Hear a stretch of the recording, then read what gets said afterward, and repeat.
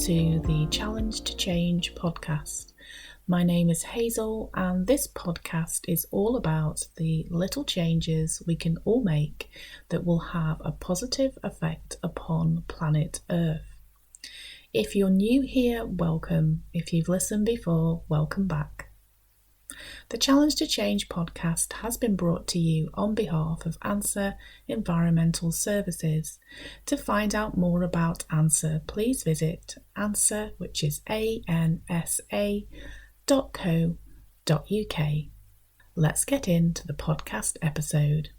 So welcome to this episode of the Challenge to Change podcast. So we are still in the flow of the festival season. So before people pack up their tent for another year, rather than leaving it behind or throwing it away, let's talk about enjoying festivals as ethically as possible. So whether it's plans for this year or planning ahead for next year, according to an article by the Global Citizen, there are some festivals that are deemed to be more ethical than others. So here's a list that they have provided. Glastonbury, perhaps unsurprisingly, is there at the top. Burning Man, Global Citizen Festival, Terraformer, Green Man Festival, Splendour in the Grass, Pahoda Festival, and finally, and no doubt I'm going to struggle to pronounce this one, it's Oya Festivalen. As you will no doubt have guessed, not all of those festivals take place in the UK, although some of them do. And what you may want to consider before planning a festival is perhaps going for one that it is much closer to you, because of course if you are travelling overseas, then there is a strong likelihood that you would need to board a plane to do this, although of course there are other ways to travel between countries. But if you are planning to travel by plane, there is of course a carbon footprint associated with that. So you might want to consider carbon offsetting if you are going to travel in that way, or you might want to look at alternative modes of transport. So perhaps a boat combined with train or something like that. Or of course, as I say, considering a festival that is closer to home. So that's a list of festivals that the Global Citizen have deemed to be more ethical than others or have an ethical edge. But of course, that's one list. There will be many other lists available online, and it's always worthwhile doing your own research as well. So when looking at a festival, there are some things that you might want to consider if you're bringing in ethical criteria or sort of green, eco-friendly criteria when making your choice. So does the festival reuse cups? So rather than if you buy a drink and you receive a cup, are you able to continue to use that cup for the duration of the festival and in fact beyond? Can you take it with you when you go? Does the festival have recycle bins? So that's another thing that you might want to consider. Some festivals will also have a charity partner or partners. So that's something else that you might want to consider when choosing your festival. Another thing to consider is, does the festival make use of renewable energy? Do they have composting in place for the food that is consumed at the festival? Do they offer and promote car share schemes? Is there green buses to and from the site? What is the policy that they have for litter picking? Does it take place throughout the whole of the festival or more towards the end? So what do they do with regards to removing that litter as the festival proceeds? And also, what do they do in terms of linking rail travel with actually getting to the festival site? So those are a few kind of basic things really to maybe consider when looking at a festival. So when researching this podcast, I spotted an interesting article from Let's Recycle, if I can say that correctly, Let's Recycle. And the article that they put together indicated that the retailer Decathlon had announced its No Tent Left Behind campaign, meaning that customers are able to return their tents after use. So basically, you purchase a tent from that particular shop, and then after the festival, you can return it back to the shop to receive a voucher to spend on another item in store. And it may well be that other organisations that sell similar products also offer something similar to this, so it's worthwhile doing your research. I did think that that was quite a good idea. However, I think it's worth noting that really the best thing to do when going to a festival is just simply to take your tent home with you, clean it, dry it, then store it away ready for next year, and keep doing that for the duration of time that you decide to go to festivals or, of course, camping in general. And of course, continue to look after your tent. But if you do reach a point where you decide that camping and festivals is not for you and you want to pass on your tent, then consider giving it away on a group where you can offer things for free. So you can get that on apps and you can get it on social media as well. Alternatively, if your tent is in excellent condition and you think you may be able to sell it, then that is also another option. Basically, what I'm saying is here that if camping and festivals is no longer for you, don't just pop your tent into the bin if it's still in usable condition. Now, this is a personal note based on my experience of going to music festivals. So this is something that I did in the 90s, and I've been to festivals also in recent years.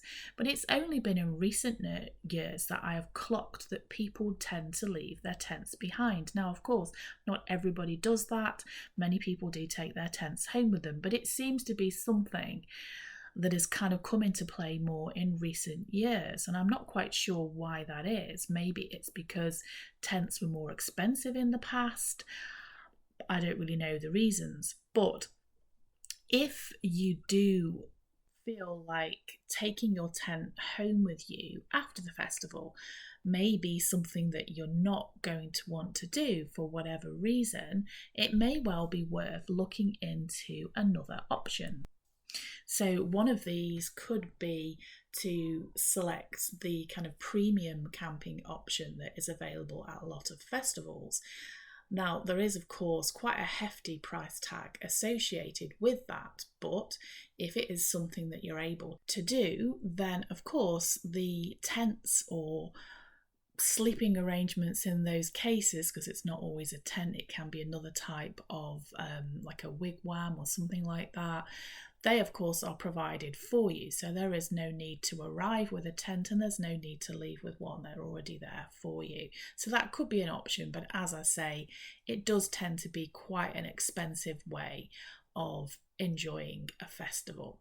But another option might be this. What about a cardboard tent?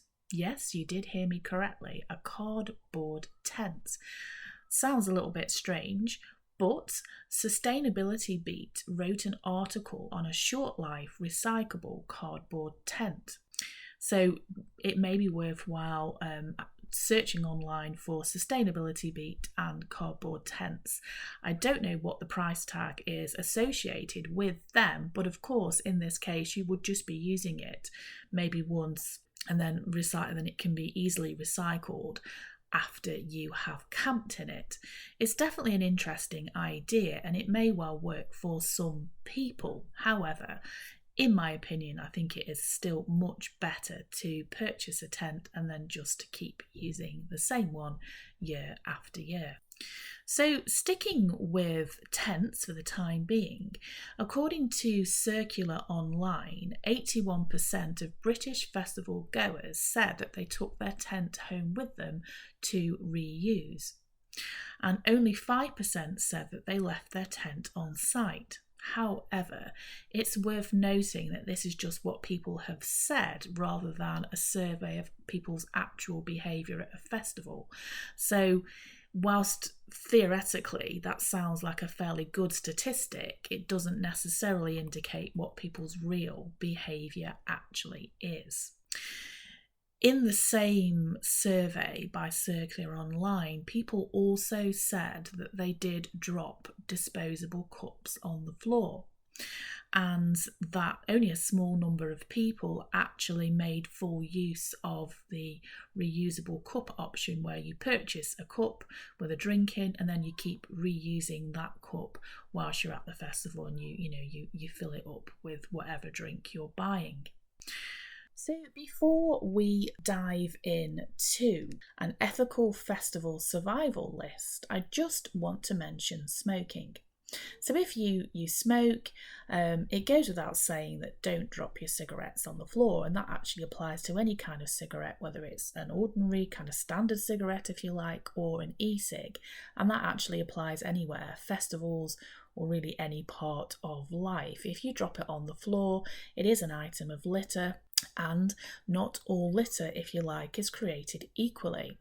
If you drop your sandwich at a festival and it gets mashed up in the festival mud, then give or take, no harm, no foul, although it does look pretty horrible. However, if you drop your cigarette or e-cigarette on the floor and that gets mashed up in the mud, there is an environmental impact there. All cigarettes contain plastic, and they do contain other toxins, and these are not good for wildlife and they're not good for the planet in general. And if you drop a cigarette at a festival, it can end up in the ocean. And yes, that is still the case even if you are far, far away from the sea, because all water is interconnected. So if you drop it at a festival somewhere in the middle of the UK, yes, it can still end up in the ocean.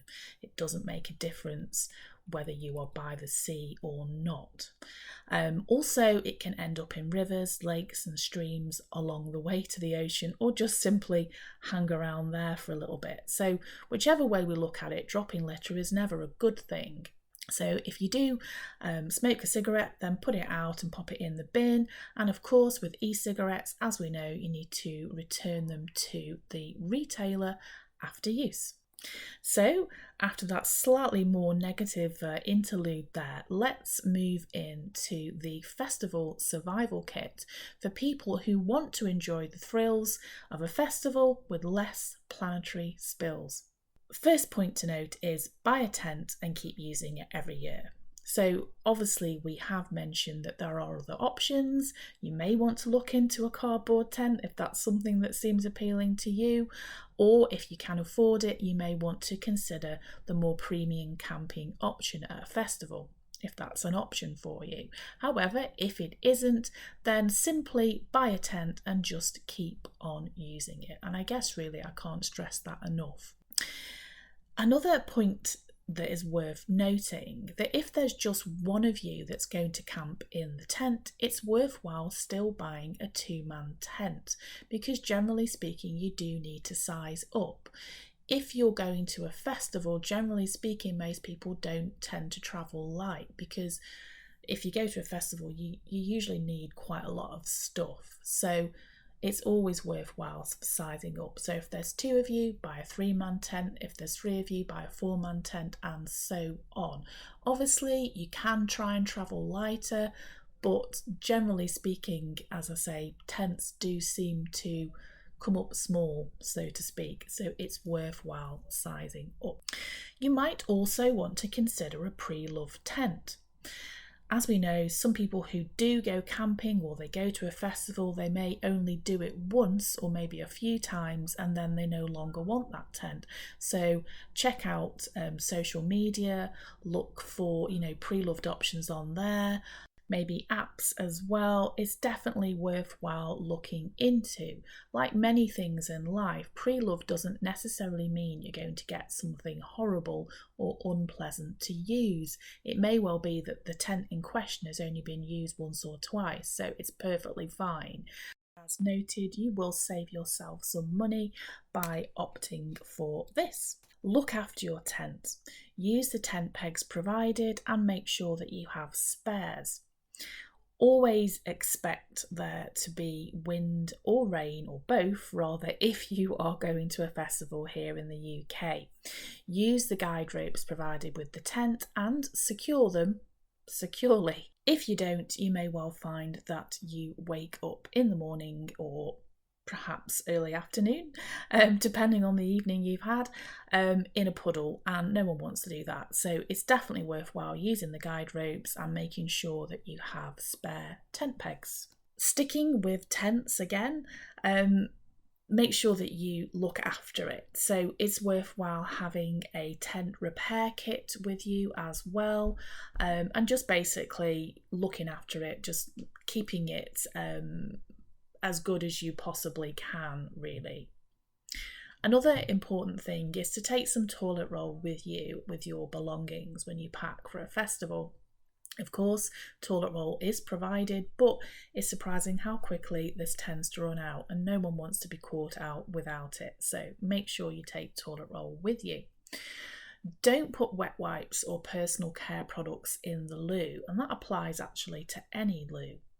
So if you do that at a festival, then you could well be the cause of a flooded toilet, and it's not fun to walk through a flooded toilet, especially in flip-flops, so maybe avoid flip-flops at a festival, but definitely don't put personal care items or wet wipes into the loo. If you have these items, use the bins provided. Take an airbed with you.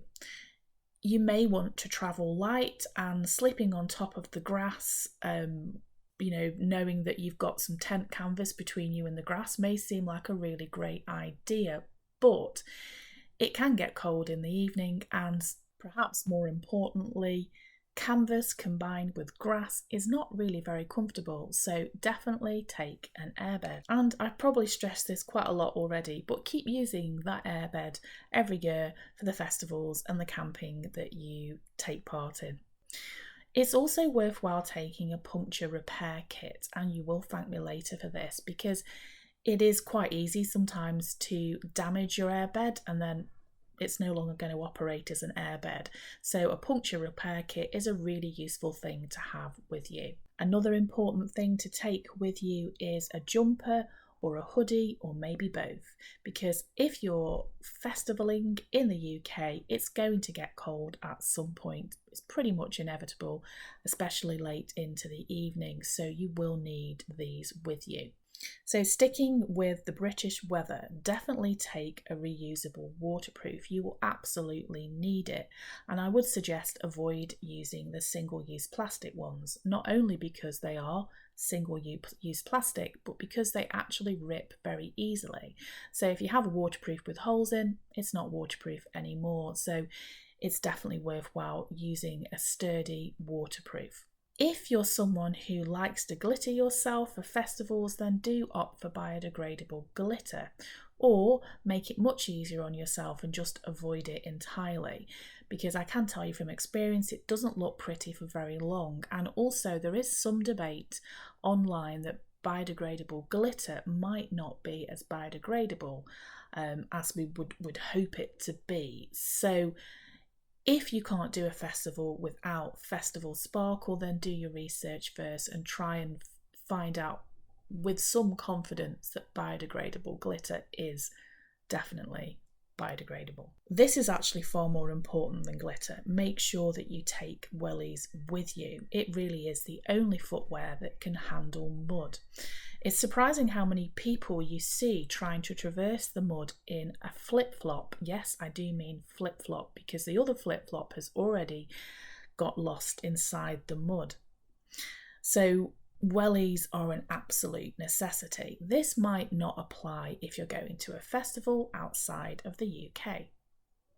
Take a reusable water bottle with you as well. Festivals in general do provide areas for you to refill your water bottle. It's a really useful thing to have. It means that you will be avoiding single-use plastic. But if you do forget to take a reusable water bottle with you, then if you're going to buy a single-use plastic water bottle, then consider refilling that for the duration of the festival and then recycling at the end. Consider lift sharing or using green buses to travel in and out of the festival. There's always going to be a carbon footprint associated with attending a festival, but we can mitigate this by making more ethical choices when it comes to our travel options. And finally, leave no trace. Make sure you bin your litter, recycle what you can, take your belongings home and keep reusing them. We've mentioned this before and we have talked about this, of course, on the Challenge to Change podcast previously, but really I can't stress it enough. It's so important to leave no trace when attending a festival or really in life in general. The more we reuse things in life, the better off the planet will be. So I think that covers everything for this episode of the Challenge to Change podcast. I hope you have found some of the information that I've shared interesting and useful. And if it's too late for your festival plans this year, then why not make sure that you use the information shared in this podcast for festival season in 2025. Thanks for listening and bye for now.